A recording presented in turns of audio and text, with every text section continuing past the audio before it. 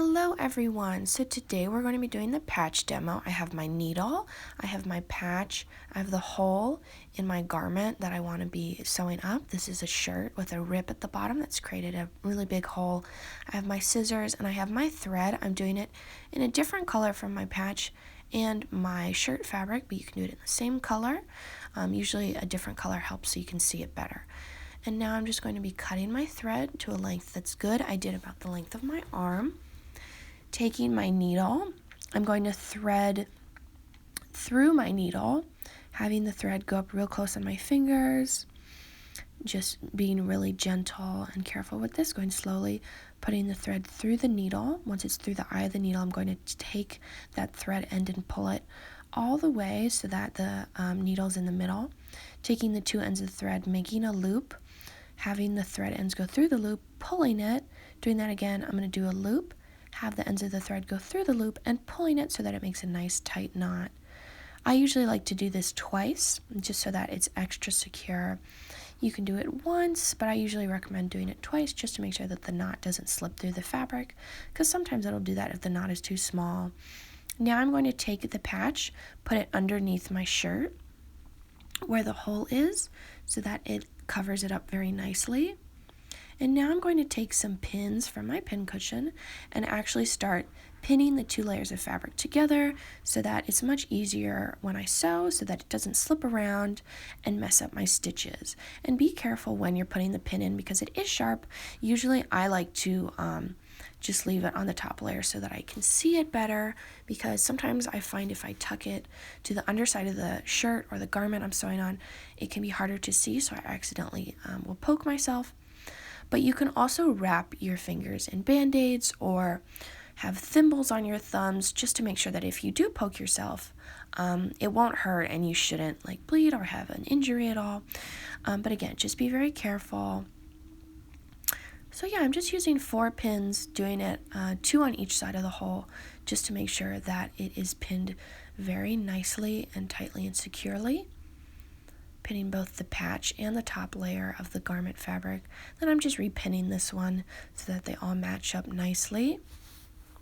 And then after I've finished pinning, I'm going to take my needle and thread and actually start sewing. You can start from the bottom layer of the fabric. I'm just going to start from the top right now. I'm going to go through the red layer of patch fabric, down, up through the blue layer, pull that all the way through so that the knot stops. And what I'm actually going to do is take my scissors and just very quickly snip a little bit of that thread off so that the tails aren't so long. You can leave it long if you want. Usually I just like to snip it so it looks a little better. Again, I'm going down through the red, up through the blue, pulling that, and there we have our first stitch. This is called the whip stitch because you're whipping around, connecting both these layers. And again, I'm just going up through the red and through the blue, down through the red layer of fabric under, and then going back up through that blue. And like I said, this is the whip stitch because you're going around whipping the thread and needle as you sew both of these layers together, as you can see. And you can do these in bigger stitches or smaller stitches. It just depends on the look you're going for.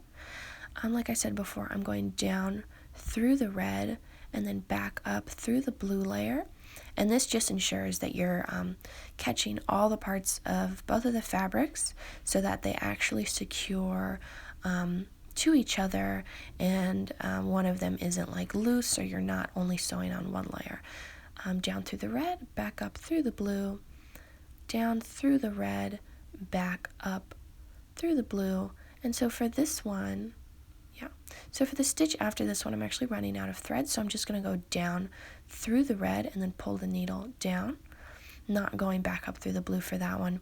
Flipping it to the underside, I'm actually going to snip the thread off of the needle, and then I'm going to tie a knot. I'm going to separate so that the threads are kind of away from each other. I'm going to make a loop with both the threads and then pull one of the threads through that loop and then pull both of the ends so that it makes a knot. I'm going to do that again. I'm going to make a loop with both of the threads have one thread go through that loop, and then pull both of the ends of the thread so that it makes a nice tight knot right at the base of the fabric. And then I'm going to snip those so that the ends are not too long. Again, you can leave them long if you like.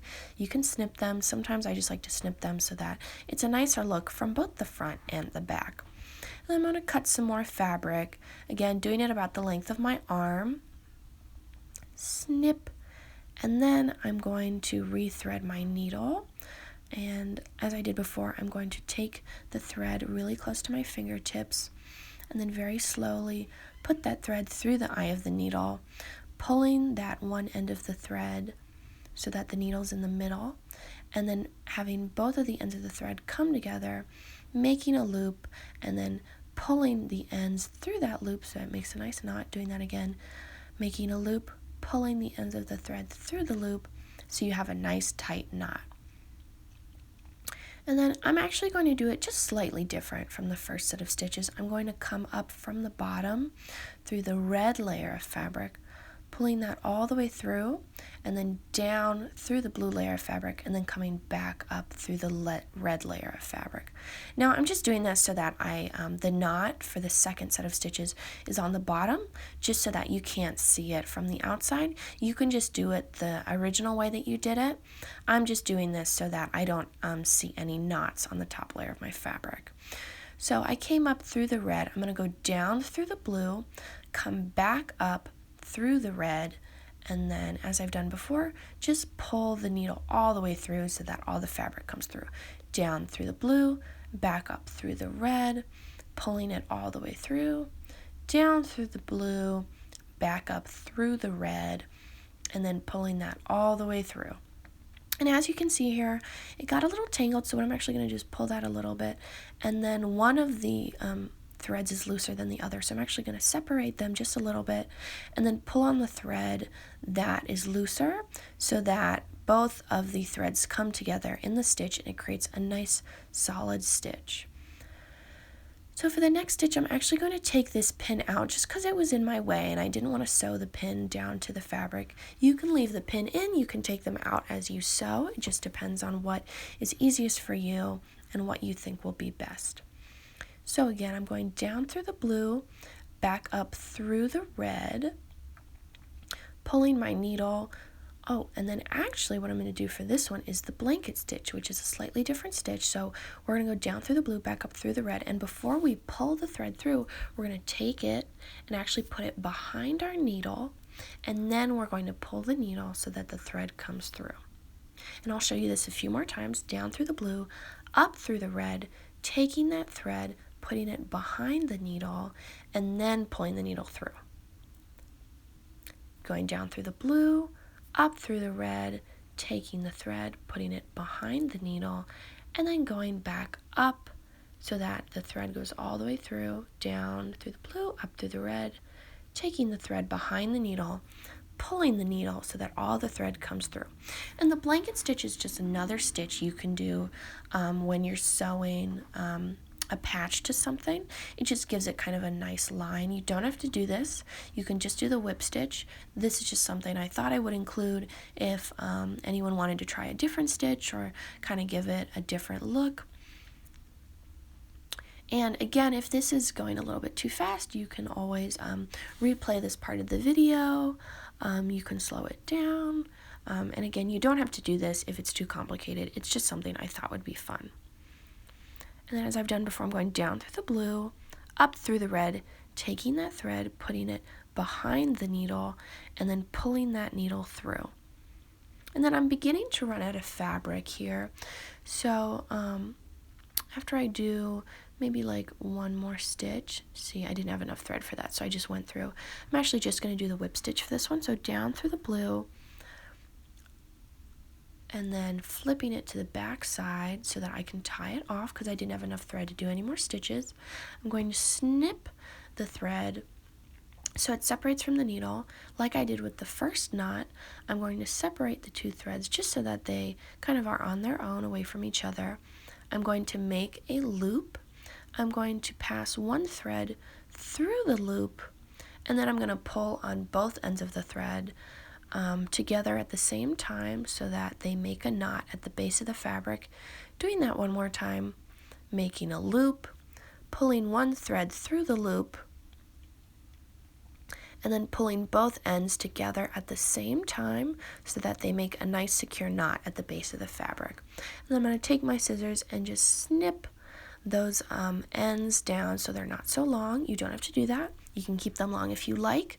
Like I said before, I just want to give it a nice clean look on both the front and the back. So I'm going to take some more thread, again an arm's length, just snipping that to the length that I like, not too long, not too short. And again, it just depends on what you would like to do. I'm going to take my needle and thread my needle. This one, my camera was a little out of focus, so I'm sorry about that. But if you're still having some trouble threading the needle, you can rewind the video and go back and look at the first two. And then like I did before, taking both ends of the thread, making a loop, pulling the ends through the loop so it makes a knot. Again, a loop, passing the ends through that loop, pulling them tightly so that they make a nice knot. And then as I did before, I'm actually going to start from the bottom, and I'm going to go up through the blue layer of fabric from the bottom. And for this one, I'm just going to do the whip stitch again to complete this patch. So I'm not going to do the blanket stitch where I put the thread behind the needle. I'm just going to go down through the red layer of fabric and then back up through the blue layer of fabric and then pull it so that it makes just that simple whip stitch. And then again down through the red layer of fabric and then up through the blue, pulling that so that it makes the stitch, down through the red layer of fabric, up through the blue, and then pulling it so it makes that nice secure stitch. Down through the red, up through the blue, pulling it so it secures the stitch, down through the red, and then up through the blue, pulling at that so it secures a nice stitch, down through the red, up through the blue, down through the red, up through the blue. And then when I get to the end, I'm just going to go through the red. I haven't done that yet, I'm still doing the whip stitch, but when I get to the end, I'm just going to go down through one layer of fabric and then flip to the back side. As I'm doing here, I'm just going down through the red layer of fabric, and then I just flip to the back. Then I'm actually going to make a loop, since my threads are longer here, go through that loop with my needle, and then I'm actually going to press my thumb flat to the base of the fabric and then pull the thread so it makes a nice tight knot, making a loop, pulling the thread through that loop, and then pressing my thumb down flat to the base of the fabric and then pulling the thread so it makes a nice tight knot. And I'm just doing that because my thread ends are really long. You could snip these so that they're just a bit shorter but still long enough so that you can do the knot I did the previous two times, where you make a loop, put one end through the loop, and then pull both ends. And then now I'm just taking the pins out. And then there we have our finished little patch. And then as you can see, I have the blanket stitch and also the whip stitch. Like I said before, you can just do one or you can do both if you want to see how they both work together.